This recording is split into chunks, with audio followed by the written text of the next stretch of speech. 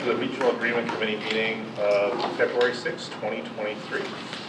If you could, please rise to the Pledge of Allegiance.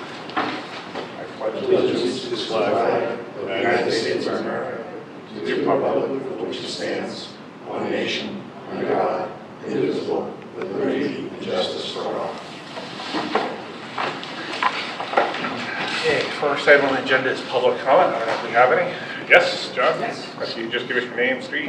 John Galvin, High Street Woodman. I just want to make a quick comment on one of the topics you were talking about last week, the emergency capital. Obviously, there's still a lot of discussion to be done with that between you all. I just wanted to make a brief comment regarding, I kept hearing you guys bring up the Whitman Middle School mold issue. And honestly, I kind of feel like that seems to be an anomaly to this whole thing. I asked a lot of questions about that at the time to the current, the previous town administrator, and the answers I got was just a lot of muddy water. And to me, it doesn't make sense for you guys to be trying to focus on how do I cover that, when really what it's all about is trying to cover what happened over the weekend over in Hanson. So to me, that's the type of thing that this regional agreement should cover. How do we handle the stuff that is truly an emergency? And to me, the Whitman Middle School part of it was, like I said, an anomaly. It's just probably something that isn't going to come up again, hopefully. But I'd like to see, come up with something and whether that's some kind of emergency fund in the budget. If you have a line item that you put in the budget that stays in the budget, and when something like this comes up, that's the line item it comes out of. I know there's an issue there because that's not an account that you can carry over year to year. At the end of the year, it would end up going to E&D, whatever's used. But just a suggestion, I'm trying to come up with some way of doing it. I know Jeff mentioned thanking the vendors, getting Hanson Middle School back open for tomorrow. Being a vendor to a lot of schools, I know it's important for me, not Whitman Hanson, but I'm a videographer and a lot of schools pay me. I want to get paid. And something like that kind of account or an E&D is more liquid, because if I'm correct, E&D is just a vote of the school committee to use. Whereas if you're going to go to a capital article to the town, in Whitman's case, we're going to get once a year that's going to happen. So, I don't know, just like I said, I like the discussions you were having. I just think, try to keep it basic and not try to cover everything. Thank you, John. Okay, meeting minutes approval. So I think in the drive we have the meeting minutes of January 30th, 2023, so I would accept the motion to accept those as presented. So move. Second. Any discussion? All those in favor? Great, unanimous. Okay, and then we'll jump back into kind of where we left off. So in the drives, and the second thing I was supposed to do while I was eating lunch today was print out a bunch of copies of this, but hopefully you have this in the drive. So this is or I know you have it in the drive, hopefully you have a chance to look at it. So I updated the open items ongoing discussion. So if you don't have a hard copy, or you don't have it been into the drive, I will make sure I bring a hard copy for everyone next time, because it's easier. But this is kind of a living document that we said. So I just made some changes. Yep, go ahead. Can you start with the title of that, Chris? We just, Jen, what is it called? Like ongoing open items? Whitman Hanson Regional Agreement Committee - open items doc. So if you put that into your drive, or it will already be in the drive. And we'll just kind of walk through it today, because I know not everyone has a copy. But basically, just so you can follow along, I made some changes in red font, and I made some highlights in yellow. So yellow we can talk about, red is there. And so just kind of highlight on the working list, we talked about kind of our working list. We have a 2/3 vote to talk about at some point before we send this along. We have language for the agreement to be reviewed every 3 years. And I did update that language a little bit. So probably the easiest thing is to kind of look at that language next time. It's in red. But again, we can kind of talk through that language. I tried to just take what everyone talked about, put something on here that we could talk about. for that kind of was representative of our conversations. We talked about the town mileage method, so that's open too. We talked about transportation. As a note on here, so Jeff, you're still planning on this? On the 15th, yeah. So a week from Wednesday at the school committee meeting, there will be a presentation from the administration on transportation. So again, I would encourage all of you that can attend that to attend. You can probably even slide it towards the beginning part of the agenda. So if you wanted to come for just that, shorter presentations and other things, but we can kind of move it up. Obviously, it might be easier for you to hear it live and in person, but if not, you can certainly listen to the recording. Timing of payments, I think that was a takeaway that folks were going to try and get some more information, so I doubt that that's happened in the last 7 days. So we'll kind of keep that open. And then capital and repairs is, I think, where we left off. And in addition to capital repairs, I think if we could touch on leases and the statutory method discussion, those were the other 2 items that came up in our initial, then that would have given us a full review of everything that the group had come up with up to this point.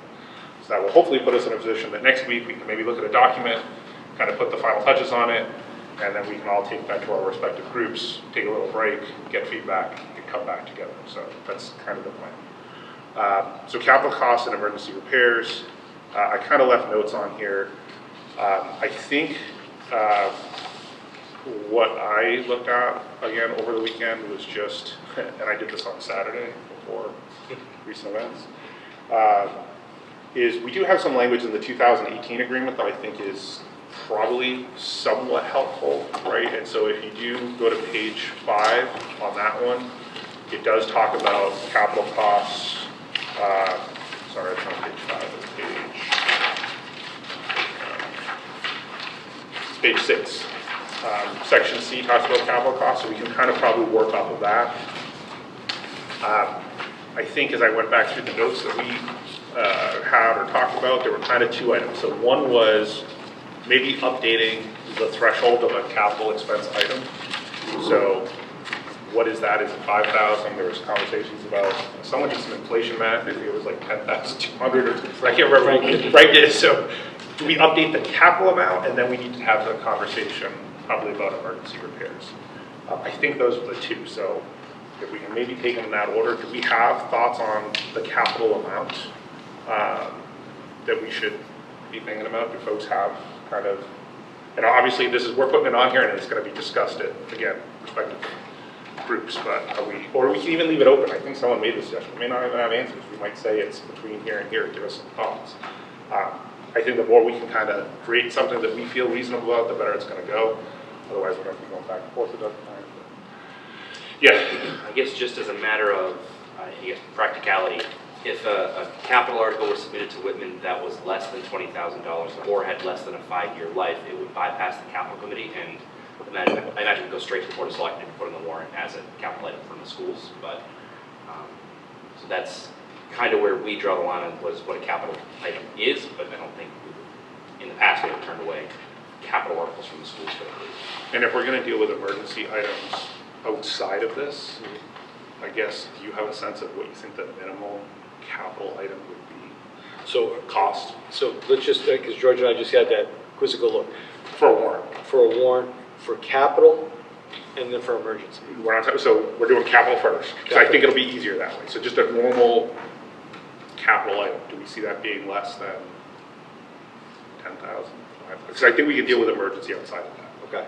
So the premise, and we haven't talked about it, but the premise is anything over 5,000, we will, if it wasn't an emergency, we'd put over capital. So if something broke now, it's $10,000, and we could wait until the warrant for May, we put it in front of our capital committee, push it forward through the school committee and go like that. So we don't have a minimum necessarily, and I think in town, you have a minimum, right? That's designed for us to send it to the proper boards to review and follow that process. So what do you think?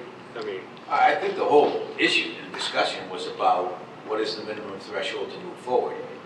But we've only used the minimum threshold in an emergency situation. Right, so That's that's separate what we're trying from So capital. that's why I'm kind of suggesting. Because we always put big ticket items over 5 So we need years to separate that. to capital. So I don't know if there's ever been an issue with moving something for capital, because it always qualified.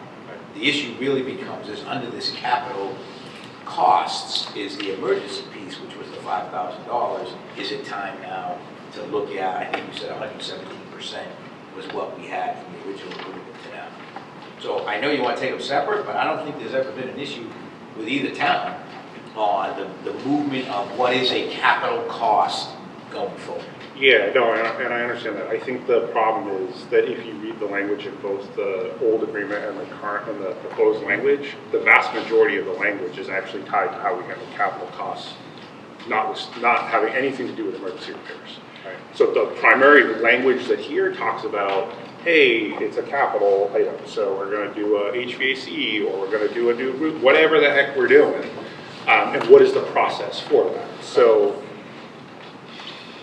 again, we can do it however we want. I think we're going to spend some time on emergency, but I guess what I'm suggesting is if we don't, again, if this agreement was written in 1992, capital items were $5,000, and now it's $25,000 in 5 years. Does that kind of make sense for general capital? There are accounting rules. I mean, again, we probably have some leeway, but I don't know if the district would be planning on going to town meeting for, I don't know what that is, $7,000. Would we do that, or not Would you really? submit an article for 3 smart boards?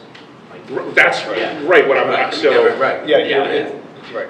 right. So if we're saying those are big ticket items, and that's going to be $10,000 or whatever the heck, or we're going to leave it at $5,000. I don't know. I think that's what we have to determine. But to me, let's set the emergency.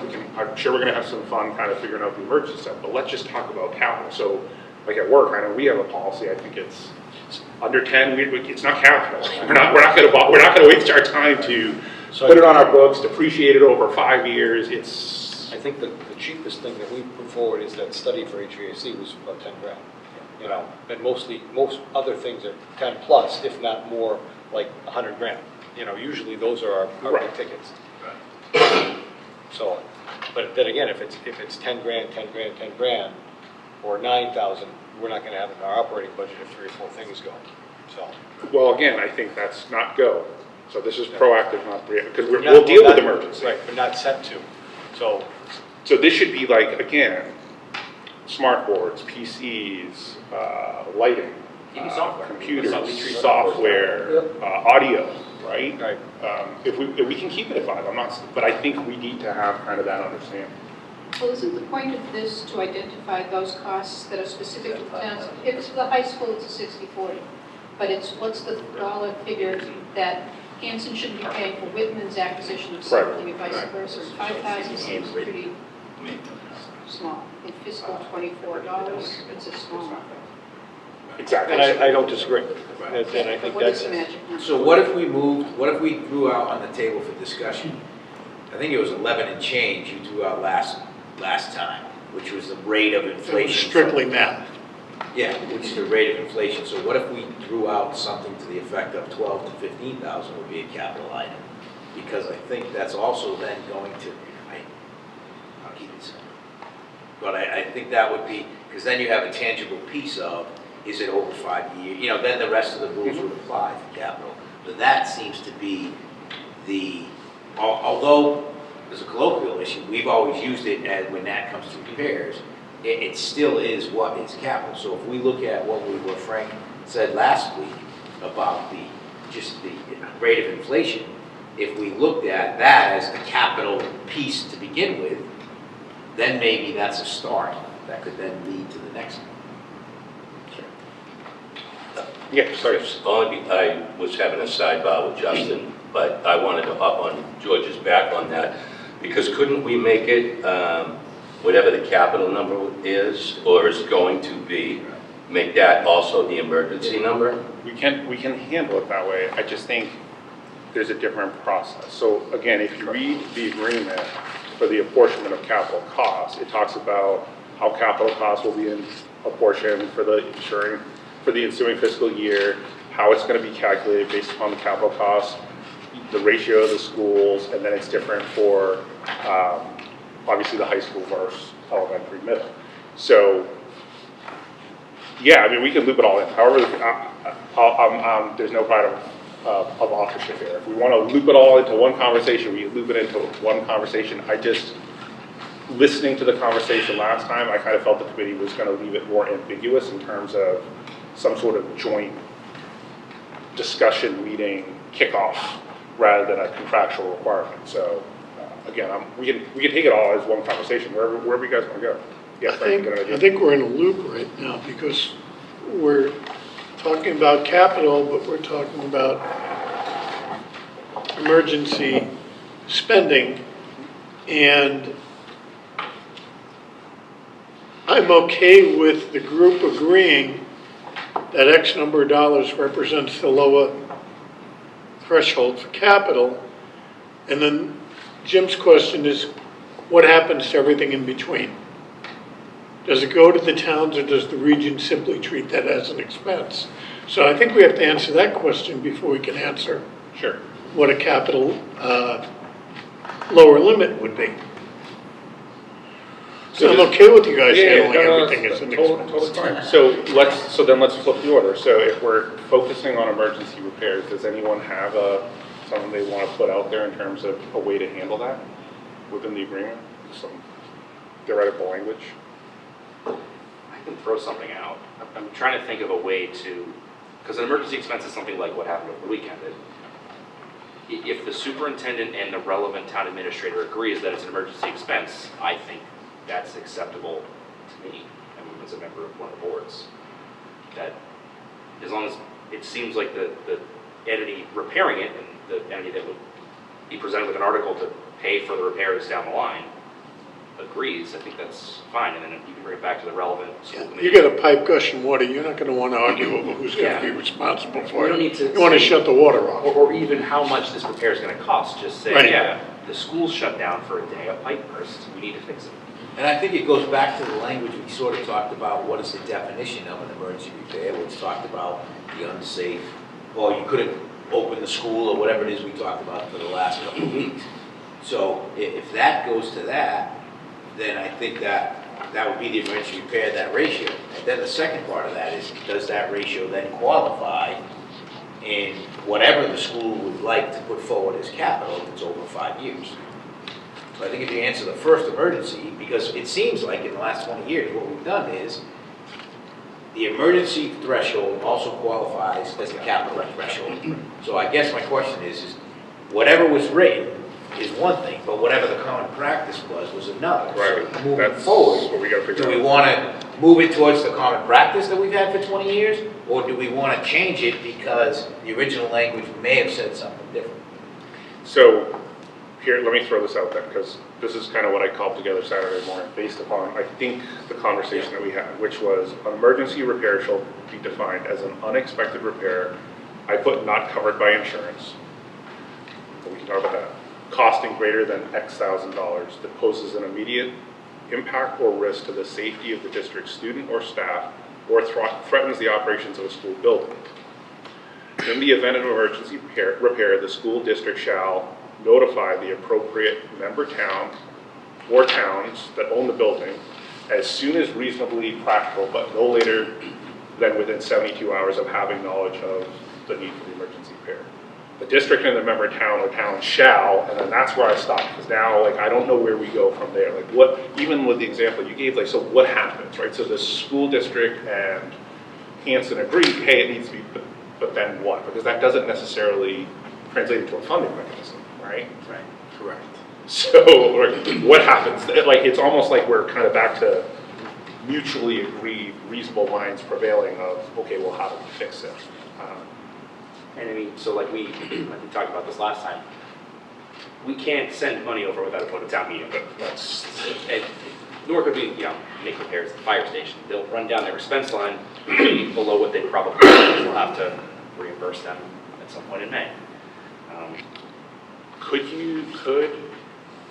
I don't know the answer to this, but could the towns utilize either could the towns use any type of capital, whether it's free cash or stabilization fund, or can they Not use without a voted town meeting. not even The an only emergency fund the situation? town can use for emergency expenses without going to the Department of Revenue is the Finance Committee's reserve fund. And depending on how conservative you are as a town, we start at $50,000 and work our way down. We're actually down to 35 now. 35 now. And Oh, you're down to 35? The past I'm couple of impressed. A couple of years now. So, Yes, sir. you know, there may or may not be an availability of funds through that, and that will require a meeting of the appropriate finance committee and a vote. What we have done in the past is, when I was contacted that there was an emergency, we defined what the emergency was. We agreed it needed to be repaired immediately. I would make a phone call to the chair of my board and say, here's what we're doing, you okay with that? And then yes, we would bring it to the next meeting and vote to support an article in May to refund or to reimburse the region for that cost. If we want to get away from that, we probably need to go somewhere in the area of $20,000, which would mean the first $20,000 would be a regional expense, not a community expense. So now we get into, does Hanson want to pay for repairs at Whitman Middle? Does Whitman want to pay for repairs at the Indian Head? And then, you know, we're back into the fray again. So we're going to have to really think globally here and say, we have a school system, how do we make it work? Yeah, and I think it's the question is the problem we're trying to solve, right? So is it a huge dollar amount that we just don't have sufficient capital for as a district, right?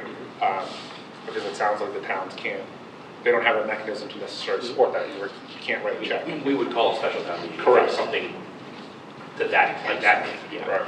And that would still take 2 weeks posting, I mean, it's. Yeah, and that's probably unlikely, but yeah. What types of repairs and maintenance are included or factored into the regional budget? For each school or for mainly for here? It's district-wide, and it's just a lump sum, really, and based upon, again, based upon that $5,000 threshold, judging on what breaks. So there's a line item in the budget that really doesn't substantially change. That's usually burned down through the course of the year from everything from light bulb costs to whatever. It's just general maintenance. So if something small happened in Indian Head, the district would be Yes. able to. Yeah. Yeah. Right, we've always used under 5,000, we take care of it, because that's what's in there. So, that's what we've always used. But if you were to go with what happened this weekend, and you just look at the overtime aspect of it, you know, I mean, we have people there who've been there now, gonna be 60 hours. Are they at a Hanson school? Yes, but does it come out of the district budget necessarily at this point in time? Yes, it does, because it's so new and so raw, I guess you would use. And it'll be up to what insurance says, so, I mean, that's, Right. if that, and we'll put in those costs for Right. overtime, for staff, for everybody, that'll go to the insurance company. But yeah, so small repairs, things, usually, you know, $2,000, but those pieces add up over the course of the year, depending on what the fix is. And we run on Band-Aids and, you know, duct tape a lot, so. But I think one of the pieces is we've looked at that $5,000 and said, okay, well, that's a $10,000 expense. We just don't have to worry about it. We'll push it forward. We'll give Frank and Lisa a call or whatever. Here it is. And we never thought about the mechanism of how that comes back. We just pay the bill, you know, and assume that at town meeting, because John pays the bill, it gets done, the vendor gets paid, and then it comes back to us. And I think that's the key, and this is why these conversations work, right? Because you're making an assumption that, you know, whether it's the town administrator or even the board of selectmen vote unanimously to support it, could get town meeting and say no, right? So there's still this whole concept of there is, until it goes to town meeting, there is no actual reimbursement for the Correct, events. absolutely correct. Which is interesting in and of itself, but yes. What are we trying to avoid? You know what I'm saying? I don't think we're trying to avoid, I think it's trying to come up with something that's fair and equitable that makes sense and logical, right? So, and equips us to deal with future issues that occur. Right. So I'm just saying, we know how it's worked. We know how it kind of has to work, given the town's restrictions, right? In terms of what Justin just described, it has to go to town meeting, you know? So I'm kind of, what are we trying to do outside of that, I guess is what I'm saying. Is it just the number? Or we really can't affect the mechanism, right? Yeah, I don't know. I mean, I'm trying to, other people can jump in too, but like, there's almost like, if So I guess it's interesting in that, and I don't know if we want to chase this rabbit down this hole, but if Jeff and I have an agreement that says you're responsible for this, and he says no because whatever, somebody said I can't pay you, well, we're in an interesting situation. The agreement still says you need to pay for it. So whether town meeting votes for it or not, there's probably still an interesting argument to be made of whether, you know, the school district doesn't own the building. The repair was, you know, so town meeting said no, but wait, like, so I don't know, there's, yes, but I think the agreement is relevant because it's binding and it controls. So again, if town meeting said no, we're not gonna pay for it, the answer might be, well, now there's gonna be a lawsuit, which, right, because we agreed we're gonna pay. And again, I don't know, but I think this is what we have to flush out tonight. The problem, Councilor Henry, yeah, Was it the mold issue that really precipitated this sort of, because that's the only issue I know where the request was made to be reimbursed, and the answer was, no, you should have been taking care of this roof for over the last 30 years. It's like, wait a second, Jeff? So that's the only issue of emergency capital that's ever been kicked back. Yeah. And it wasn't, it didn't even go to town meeting. No. It wasn't allowed to go to town meeting. Correct. So that's the rub for me. I never thought about anything getting not passed at town meeting, because usually for an emergency with a good definition, wow, this happened, you needed to have school, go in front of the folks, if I have to speak or somebody had to speak, folks can understand that emergency piece. We've gotten turned down on regular capital costs a lot. You know, it just doesn't go, or the Board of Selectmen can't, or the, whatever mechanism in each community with their capital committee says that we can't budget for that. We were fully expecting that potentially those playgrounds last year would have never made it out of the capital committee. And then moving forward, you know. Yeah, but- and if I could give a real world example, the, it's all George's fault, he was. yeah, the stairs, the handicap stairs that were at the high school bleachers. Very good, yep. For a while, couldn't get out of committee. So we put them forward as a school committee to go to the warrant, and then we had active discussions with the capital committees, and it was just like, we really can't do that. We have this much money, we can't do that. So it never made it to the warrant until the year that we were able to, 75 grand or whatever it was, until they were able to. So really, the question is that one emergency payment didn't get paid? It's in a loop. Yeah, and It's in a loop somewhere. And we were kind of declaring it an emergency because it was a disabilities violation with the American Disabilities Association. Should have sued us. And, yeah, right. Don't worry, there's some people that always want to do that. But I mean, so we didn't do that, so we were in a, as George said, a loop, and it was a cost that both communities said, well, that's not an emergency. But we had a student here that needed it, and we didn't do it. We got through it. We weren't sued by the families, and we were able to accommodate, but it wasn't really an emergency because it didn't have a direct threat necessarily, but we were in violation of the law, so maybe that might be another line to throw in. I think that's a reasonable argument for it's an emergency if you're not complying with the law regarding access. If an elevator went To down, me is- I mean, that's emergency. Yeah. I think the problem is people looking at the sports facility and saying, well, that's not urgent. Elevator's urgent. Getting to the top of the stairs isn't. You can put them somewhere else. But the law says accommodate. Let's, what I'd like to do, if you don't mind, and Jeff, I guess this would go to you, George and John, but the middle school pipe burst. Okay, so run me through what happens. We'll assume that the insurance covers overtime. The insurance would, at this point in time, we're hopeful that the insurance would cover everything. Okay, and what is the deductible? $10,000. $10,000. Correct. Okay. Now, according to the agreement, that $10,000 would come out of the district and not the town. Am I correct? Not No. necessarily, that's the way It would come out of the town. Just the office? So it's because does it's more come out than of five. that. Again, we're using the handwriting on the 2000 or 1992 agreement as well as past practice. It would be, And a it's submission more than to Lisa. $5,000. Gonna reach out to Lisa, who's gonna say, hey, town, we're looking for, potentially $10,000 in reimbursement because the insurance covers the rest of it. Deductible, and that's what I thought. Right. So I don't think that would change. And we've been doing it that way, even though it's not written that way. This is the way. It's the way it's. Well, you could argue it's written that way. I think that's the problem. Okay. The writing is not clear. Over 5 is the responsibility of the town. So if it would really only be raising, because most emergencies would be covered by insurance. A lot of them should be. Right. So- Yeah. Again, maintenance issues like we talked about in the past may not, right? Right. You gotta buy a new, whatever, camera system because, there's electrical, well, that would be insurance. Probably the easiest one would be the boiler, right? The boiler blows, they're not gonna pay for a new boiler, right? If we can't fix it, they're not gonna pay for it. So that would be probably a good example, right? Of something that would break and can't be fixed, and you gotta get it immediately. You can't Well, wait. You that can't was wait for- actually a real life situation too. We did that 3-4 years ago.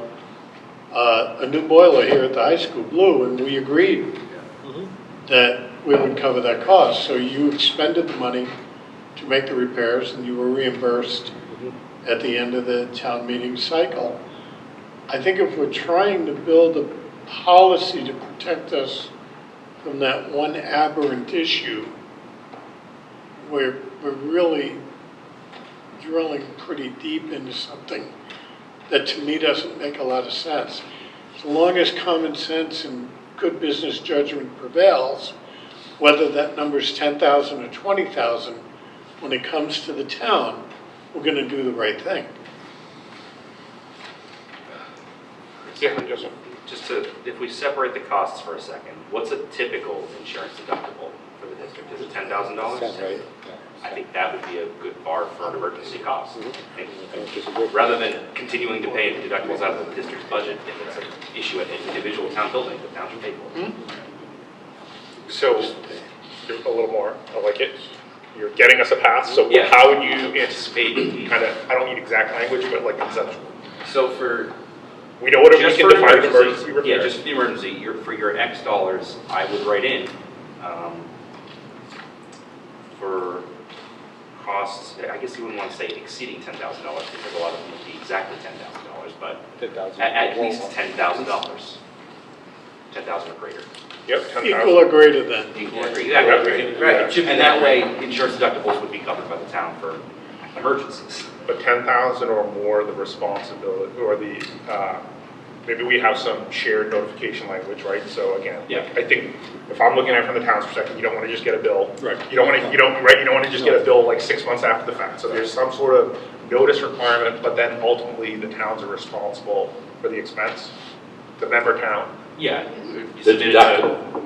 the expense. The expense. Because the deductible is part of the expense. Is anything else that they don't cover? So that would, The expense not covered by insurance. correct. Yeah. Right. Exactly. Right. And then an article Okay. submitted to the special town meeting, or we don't usually do special anymore. We Right. carved out our own special situation. It works.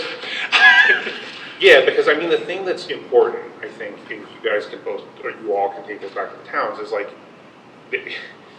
it's gonna get messy if we just don't deal with this, because at some point, Hanson will be paying for Whitman stuff, and Whitman will be paying for Hanson stuff. Right. So it's almost like, It has to be it's just, right, it's, So our tolerance level is $9,999 that's right. And everything's peaceful. and 99 cents. Exactly. Good. All right, so that's, to me, that's helpful. We can come up with some draft language. so we can 72 all look hours at. is good.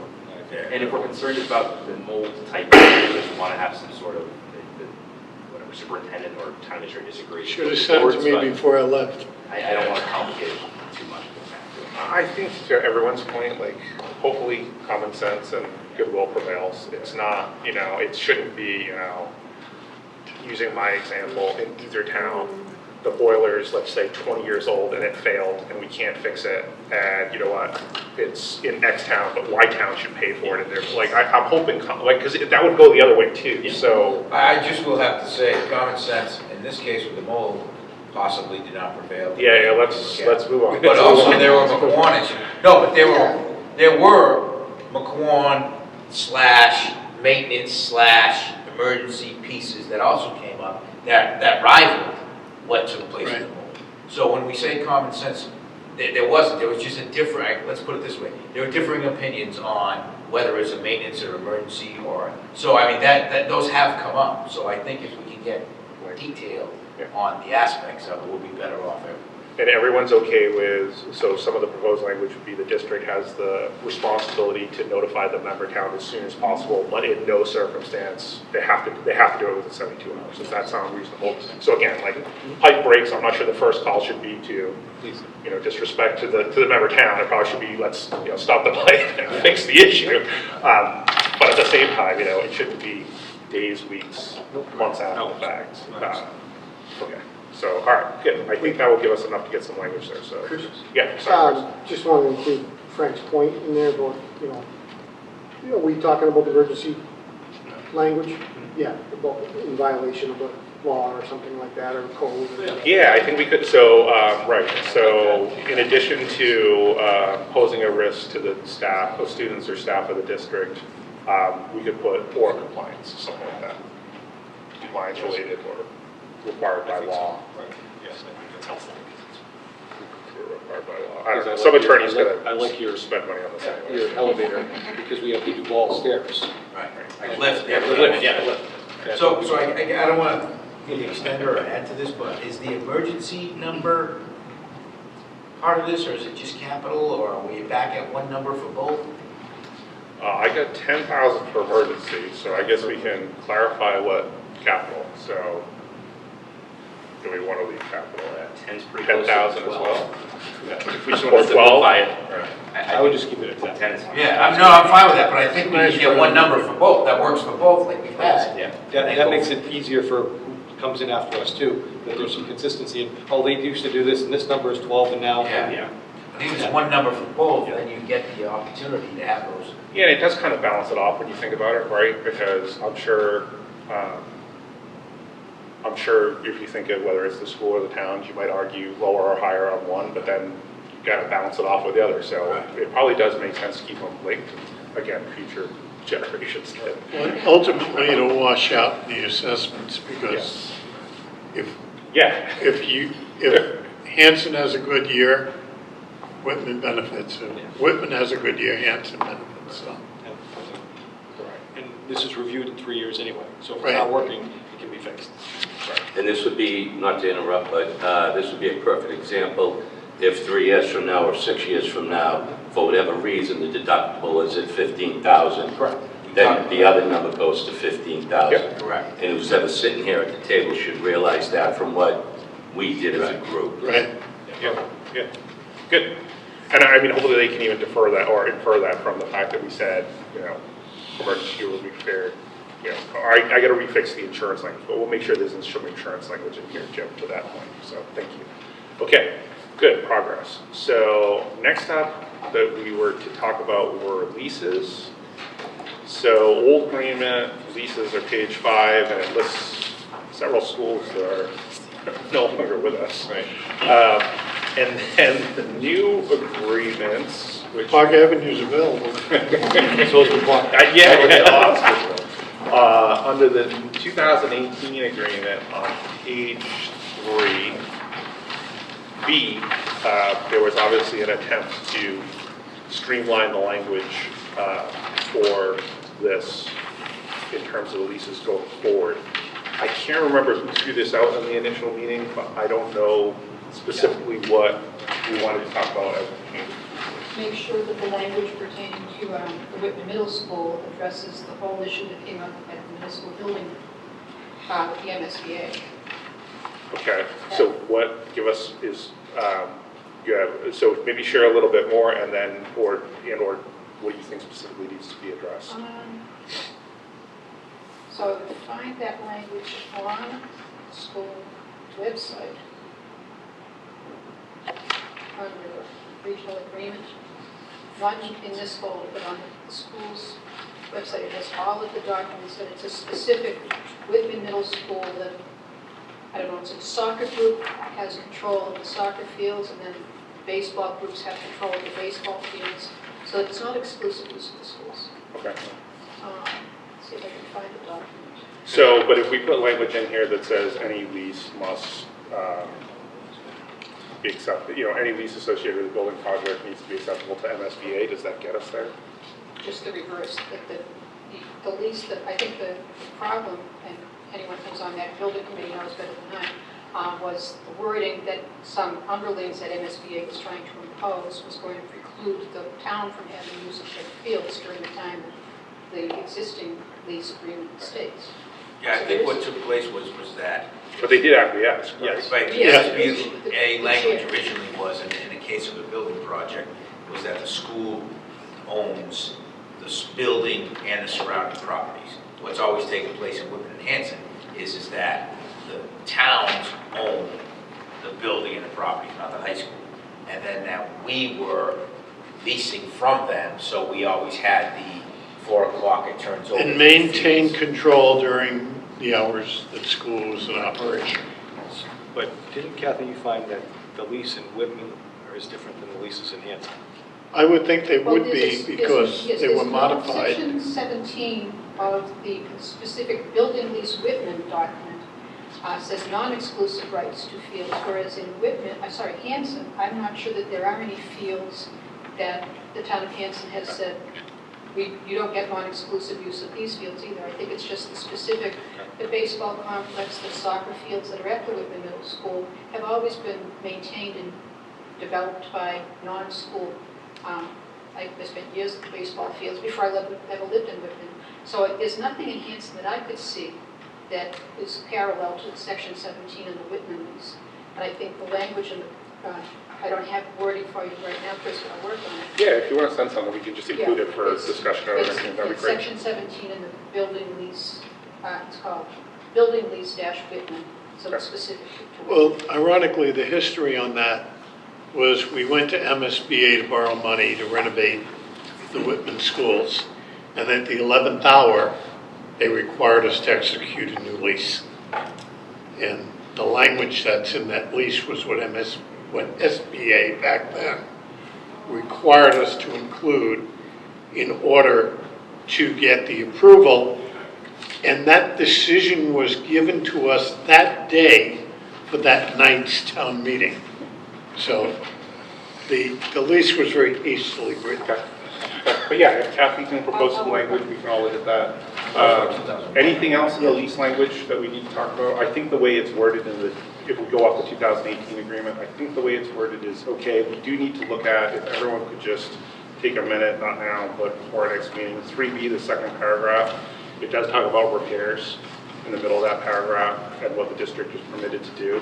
So we just need to make sure that the language we just talked about and the capital and repair section actually refers to this section, so we just need to look at this and make sure that we're not conflicting with what we just proposed and what's here, and we don't have to update this section. So. Okay, one addition Yeah. to this, and I think it fits into the leases, that someone on my board had suggested is we consider, I'll be very specific, when the Whitman Middle School is built and the 5th grade moves up to the middle school, it frees up classrooms in Conley and Duval, which in all likelihood would be available to rent out to someplace like North River Collaborative. And so the request is to consider any money generated by the rental of school buildings, school rooms in a specific town, stays with that building. It's used to maintain, repair, take care of. So what do you do with the money when it's a lease specific to Whitman or specific to Hanson? That'd be great. I wish I had, when I was the principal, the money generated from when North River Collaborative rented out rooms. So it was suggested, here is a FinCom member saying, all right, it's a money issue, and someone in Whitman wants it discussed. I don't have language to suggest. Okay. So would you want it, so to the, exactly, so to your point, I guess, does that make sense, or? It went to the district budget. It always went to the fund of the district budget, because you have to understand that if you're taking in a classroom like the North River Collaborative, you want to make sure those students feel like they're a part of your school as much as they can. So yes, their educational perspective might be in a self-contained classroom, but when you talk about recess, lunch, hallways, assemblies, you want to make sure they're part of it. So what took place was, let's say North River Collaborative charges $10,000 for the room down the hall. The $10,000 stayed in the district budget. Didn't go back to the town, but it never came to the individual building. So George Farrell didn't have the ability to use those funds at the middle school. The bill was paid and went to at that time, Billy O'Callahan, who was the director of special education. And the suggestion was not that would go to the town, but that would stay in an account. at Right, the right, no, no, corner. and so I think, the question of, hey, the town owns the building, Right. they're getting rental income. Right. Maybe it doesn't flow back into the district for the same reasons that we're Right. talking about, capital or repairs. I think that's a conversation, but I think if we're gonna say it's gonna be used for educational purposes, then I think that it Yeah, it needs to should shift just go to the it needs to district. shift to these guys to figure out how to do Yeah, that. Because I- I would hate to have a situation where we have a very empty school, and to your point, you have a principal, you're creating all kinds of inequity issues. Right. Hey, we can offer this program for this school, Right. and that Right, I had program, four for extra this classes. school, and no, no, no. Right. Like, So I now had we're not $40,000 more, and I hired 2 teachers. Right. Right, I think that would, it's gonna create a Hire one problem. teacher to market the 2 classrooms. Right. But I don't know. The offer. And then would it just be a game of moving, district funds back to Indian Head to cover the, Duval Right. funds that are being generated? Right. So what do folks here think? Do you have I don't know so what's the size of the problem? How much space do we have in terms of Well, I think income if you just- generation now? If you just say that any rental funds from an open space classroom, if the funds are used for educational purposes, reside with the school district, you're okay. Something like that. Which is exactly what Kathleen is suggesting we not do. Correct. And I'm bringing it up because I was asked to. So I'm not advocating. Yeah, no, No, I understand. Right. Not I think what he's saying is to you're looking for a building rental revolving fund. Maybe, but I think they were taking us. So I think they were. The comment as he's articulating it was someone asked that question, and they took it a step further. Maybe not like a town revolving fund, but use it for educational purposes. Again, the part that's probably missing from the person that's making the comment is maybe that full understanding of that sounds good, but we can't really do that because then we're going to create other issues. So now we're back to, is it an issue? How much rental revenue do we get? I mean, if we're talking about a de minimis amount, then it's We're talking 10 grand usually per classroom. Do we have any, so what do we have for empty rental space Right now? today? Zero. So to me, it's that, oh, cool. So Bill Tranter's gonna say, can you move that program from my school Right, to Conley? Because Right. I want the rental income in my building. Right. And they have some We'll very strike a deal, I'll charge you and George 9,000. over at Whitman Middle all of a sudden has multiple spaces. They have some. He's got 26. I'll teach you read in the hallway, but I'm Yeah. gonna make 30 grand because I'm gonna open up 3 classes. Yeah. So I think it's worth looking into. Yeah, I mean, it's a good point, but this is why we talk about it, right? Like, I think it, you sometimes you have a great idea that comes over here, but what is the unintended consequence of the idea? And in this case, it might be A, we don't get a lot of it, and then B, all of a sudden, every teacher is now fighting to have rental space. Principals going against principals looking for. Oh, yeah, absolutely. I wouldn't be doing I was that. principal, I would. And John, you know this, when I came on at 17, I got really involved in the tax-title properties and getting those back on the payroll and getting that money. But I wanted to use it, for, a certain thing, and we couldn't do it. The money had to go into the general fund, no matter what we did, how we tried to work it out. It didn't matter, it had to go into the general fund. And this sounds like it could be a case. It probably doesn't have to, but I just think we're all recognizing there's somebody's gonna be talking about us like 10 years from now, and be like, what did these people do? Why did they agree to this? We got. Right. Okay, so it sounds like we can leave that one alone, but thank you for bringing it up nonetheless. The only other question I had is, does anyone know, so it says the proposed language in here is the lease term of at least 20 years. Do we know if that's a statutory requirement, or if we just did that, or any reason why we would only want a 20-year lease? I'm just thinking ahead of I heard, no idea why that's there. do we want to? MSBA didn't require a term? Well, so it says at least 20 years, and I guess my question is just from a practicality standpoint, like, wouldn't we go, if it's like, what's going to happen at the end of the 20 years? We're going to review it for another 20 and another 20. Well, it says and at another least, 20. so I guess you could go up to 50. It's at least 20. So the minimum is Okay. 20. So maybe we go longer. I don't know. To me, What's our current one with Whitman, Frank? Is it 20 or is it 30? 50. It's a 50. I thought it was 50. Yeah. I thought we had to sign a And it's 50-year coming lease. up, or just. Yeah, they said that the building was estimated to have a useful life of 50 years. Yep. Therefore, the lease had to be 50 years. And I guess that's kind of where I'm going. So to me, I would almost prefer a language that says it's 50 years or something to that, like, because we're not, at 20 years to me is useless, like. 50 years or bust. Yeah. Right, or a new And building. at the end of 50 years, you're probably gonna do it again, like, so. But is there gonna be a situation where we try to lease some town space for 20 years while something's being renovated? Maybe, Would so that just tie a our flexibility hands? on the other end. Okay, that's fine. I don't want to make mountains out of molehills. The only other item we had discussed that someone had brought up, and I honestly don't remember where it came from, but was the, it might have been, where it had to do with the amendment for the statutory language, but I think, or including that in the agreement, but I think we just need to make sure that the language that's in the amendment just finds its way into 2018 agreement. I don't know if there's any additional discussion beyond doing that. Was that, you know, if that was the essence of it? That was you basically, that? yeah, it was just one of the directives from my board was to keep it the way we voted it in 2020. Okay, so we have the 2018. One of the directions from my board was absolutely change it. I think the ship has sailed too. Arm wrestling. Yeah. But I think we can look at that language and just make sure that it flows into. And we can probably eliminate that early, because it was like. Correct, it's right. It's Yeah, kind of like the first- interim committee. Yeah, and that first year, 2020 specific The language compromise. doesn't really, yeah. Okay, What section of that is that in? it should be in the operating I assessments. think it's section 5, B. Yeah, Yes.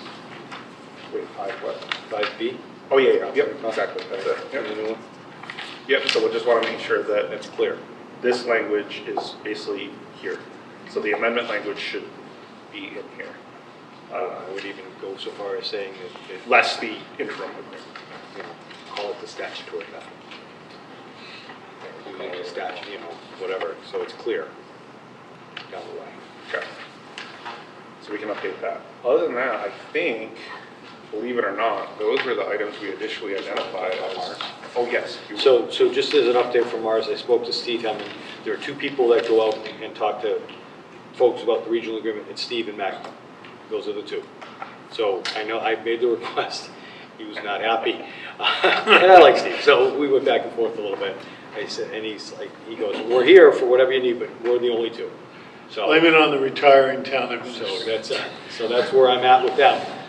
If we want to use them anyway, to look over the agreement, make sure it follows the law, different things like that, they can. They don't necessarily have to come here, but I'd be very happy to send whatever we draft to them, instead of sending it to council, run it by them, and then send it to council, so we can fix everything. I think that's a great idea. Because I think we're doing the work that I think they kind of, for whatever reason, that they were kind of assigned Correct, last that's time in correct. terms of bringing They us did together all and this, going yeah. line by line. So, but yeah, as a reason, I don't see the downside of sending them, once we kind of get a red line going, sending it to them and making sure that they don't know something that we shouldn't be doing.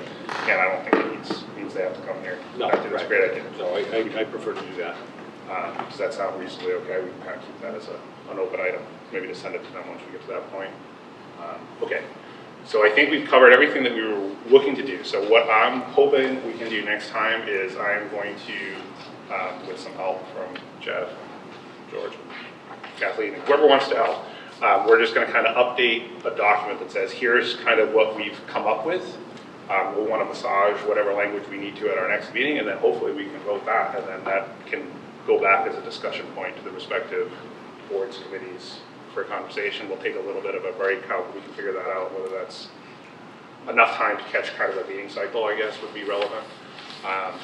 And then, you know, and then we can hopefully go back and forth with whatever we need to there, get that settled, and then it's just a question of probably going into the 2018 agreement and just kind of making sure that we start to kind of do the language review. But I'm fairly hopeful, having read the agreement a few times in the last few weeks, that I might bite, that, you know, this could come back and bite me, but I don't think there's a lot of stuff in there that we haven't already kind of just talked about through our conversation, so I don't think we're going to stumble across a lot of, you know, hey, you know, section whatever 9C says the following that we didn't talk about, so I think we're in pretty good shape. George? I just have a question because I know that there's 4 members that vote, so when you say to take a vote to move it to the other committees, like, I guess my question is, so let's say everybody feels comfortable here. Yep. And then everybody goes back to their pieces. Correct. So Kathleen goes, Erin goes, you know, everybody goes back. The vote that the four will be taking here to move it to their committees, like, what is that? Is that like a vote to move it to the committees for further suggestion? Or is it, like, I just was wondering, because what happens if the Hanson Selectmen are adamant on X? Yep. And the Whitman Finance are adamant on Y? Like, how does that go? Yeah, so I mean, I think ultimately, so that specific question, if you have a situation between where the finance committee and the selectmen don't agree, or more generic? Well, what is the vote? Like, what is the vote that we're looking for if we're all in agreement? What is that solve? I think it's, hey, this is what we've come up with in terms of, so those groups all participated in identifying the things that they wanted us to talk about. We've talked about them, and here's what we've come up with. Okay, so it's like push forward for further discussion. What say you, right? Awesome. So to your point, if, let's just, for example, say party Push X. forward for concurrence. Yeah. More just like Okay, yeah, I guess the procedural, party, right? yeah, procedure, yeah, that's what I'm trying to Yeah, get at. because George, at the end of the, I mean, this is all uncharted territory, but at the end of the day, if party X strongly disagrees with party Y, we're gonna have to figure it out. Now, maybe party X and party Y need to have a joint meeting because they're the ones that disagree, and we can all sit here and come up with language, but if they don't, then so be it. Right. But I think what we all collectively determined is, if party X and Y vehemently disagree, well, we better work that out now, because if we go to DESI and school committee, and like, why are we wasting our time? Like, let's figure it out. So the vote is the natural evolution to the next step to have further conversation. Yeah, you asked us to talk about it, we talked about it, this is what we came up with, you know, let us know what you're thinking. Yeah, I'm just thinking that, I think you set up a great framework for us to work through, but that doesn't mean it's the only thing we have to do, right? If there's other circumstances that might come up, and we have to deal with them as a committee. Yeah. But, Yeah, but I think there's no point in, I don't think this is where you're going. No. It's like, hey, we're gonna vote and we're gonna move this forward. It's like, well, ultimately, the people that are gonna have to, I mean, same thing. We can go to school committee and spend